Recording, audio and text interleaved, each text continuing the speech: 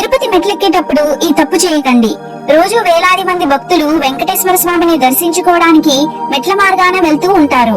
కానీ చాలా మందికి తెలియని విషయం ఏంటంటే ప్రతి మెట్టు మీద ఇరువైపులా ఇద్దరు వైష్ణవ దూతలు ఉంటారు. వాళ్ళు ప్రతి భక్తుడిని గమనిస్తూ ఉంటారు.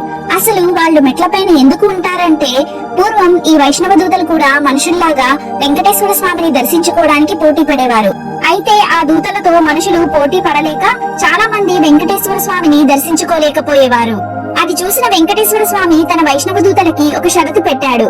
ఎవరైతే భక్తులు నా నామాన్ని నిష్కల్మషంగా మనస్ఫూర్తిగా స్మరించడం వింటారో ఆ వైష్ణవ దూత మాత్రమే నన్ను దర్శించుకోవాలి అని షరతు విధించారు. ఈ కారణంగా వైష్ణవ దూతలు మెట్లకి ఇరువైపులా నిలబడి మనస్ఫూర్తిగా స్వామి నామాన్ని జపించే భక్తుడి కోసం వేచి చూస్తూ ఉంటారు.